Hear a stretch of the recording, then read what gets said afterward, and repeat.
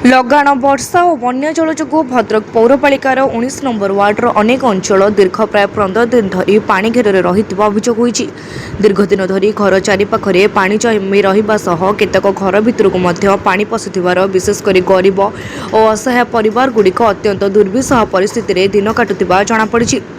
ପାଣି ଘେର ଯୋଗୁଁ ଅନେକ ପରିବାର ଘରେ ଚୁଲି ଜଳିବା ମଧ୍ୟ କଷ୍ଟକର ହୋଇପଡ଼ିଛି। ରନ୍ଧନ ପାଇଁ ଆବଶ୍ୟକୀୟ ସାମଗ୍ରୀ ଓ ପିଇବା ପାଇଁ ପାଣି ଯୋଗାଡ଼ କରିବାରେ ମଧ୍ୟ ଲୋକମାନେ ନାନା ସମସ୍ୟାର ସମ୍ମୁଖୀନ ହେଉଥିବା ଦେଖିବାକୁ ମିଳିଛି। ଦୀର୍ଘଦିନ ଧରି ଜଳବନ୍ଦୀ ଅବସ୍ଥାରେ ରହିବା ଫଳରେ ଶିଶୁ, ବୃଦ୍ଧ, ମହିଳାମାନେ ଅଧିକ ଅସୁବିଧାରେ ପଡ଼ିଥିବା ସ୍ଥାନୀୟ ବାସିନ୍ଦାମାନେ କହିଛନ୍ତି।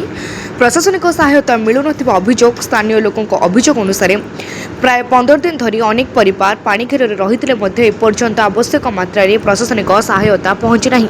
ରିଲିଫ୍ ସାମଗ୍ରୀ, ଶୁଖିଲା ଖାଦ୍ୟ ଓ ଅନ୍ୟାନ୍ୟ ଜରୁରୀ ସହାୟତା ଯୋଗାଇବା ପାଇଁ ବାରମ୍ବାର ଦାବି କରାଯାଇଥିଲେ ମଧ୍ୟ ସମସ୍ୟାର ସ୍ଥାୟୀ ସମାଧାନ ହୋଇନଥିବା ଅଭିଯୋଗ ଉଠିଛି। ସ୍ଥାନୀୟ କାଉନ୍ସିଲରଙ୍କ ନିକଟରେ ମଧ୍ୟ ଲୋକମାନେ ସମସ୍ୟା ନେଇ ଅବଗତ କରାଇଥିବା କହିଛନ୍ତି।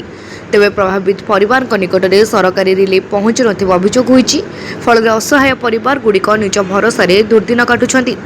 ମାନବିକତାର ହାତ ବଢ଼ାଇଲେ ସ୍ଥାନୀୟ କଂଗ୍ରେସ ନେତା ଓ କର୍ମୀ ପ୍ରଶାସନିକ ସହାୟତା ଅଭାବ ମଧ୍ୟରେ ପାଣି ଘେରରେ ଥିବା ଅସହାୟ ପରିବାରଙ୍କ ନିକଟରେ ମାନବିକତାର ହାତ ବଢ଼ାଇଛନ୍ତି ସ୍ଥାନୀୟ କଂଗ୍ରେସ ନେତା ଓ କର୍ମୀମାନେ।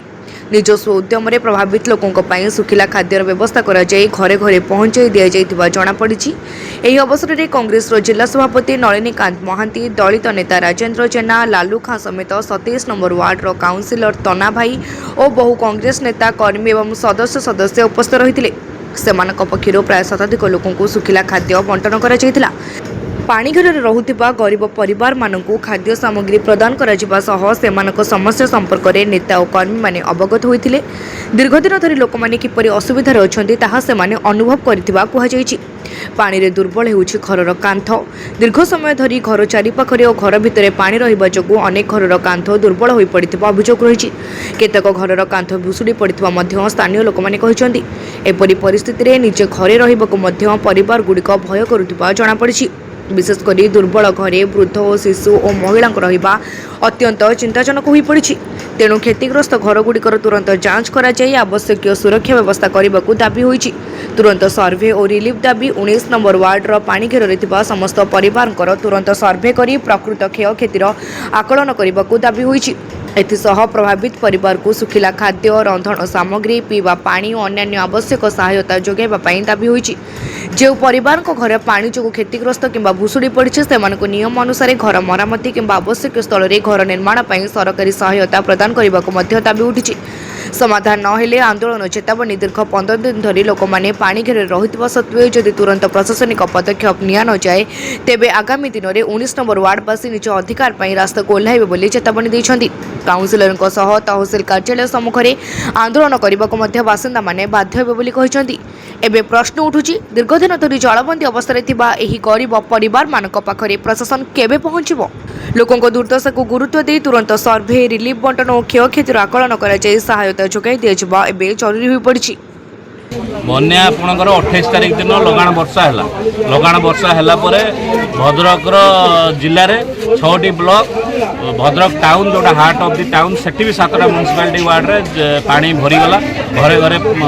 ଘରେ ରାସ୍ତାଘାଟରେ ବର୍ଷା ପାଣି ଭରିକି ରହିଲା। ବନ୍ୟା ଜଳ ଆସିଲା।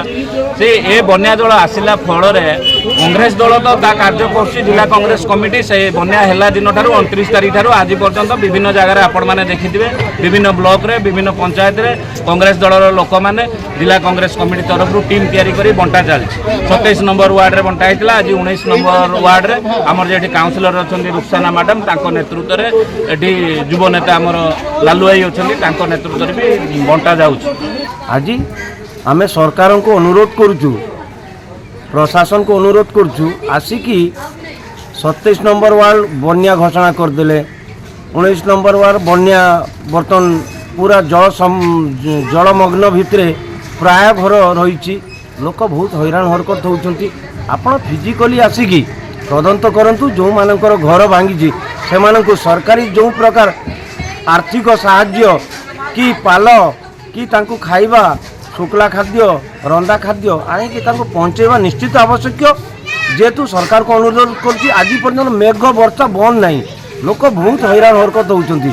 ସରକାରଙ୍କ ଅପେକ୍ଷାରେ ଅଛନ୍ତି। ସରକାର ନିଜେ ହାତ ବଢ଼ାଇ ଲୋକଙ୍କ ଜନସାଧାରଣଙ୍କ ଅସହାୟମାନଙ୍କୁ ସାହାଯ୍ୟ କରନ୍ତୁ। ମୋର ଏତିକି ନିବେଦନ ସରକାରଙ୍କୁ। ଭଦ୍ରକରୁ ପୁନିଲ କୁମାର ସାମନ୍ତଙ୍କ ରିପୋର୍ଟ, ତୀର୍ଥକ୍ଷେତ୍ର ଲାଇଭ୍।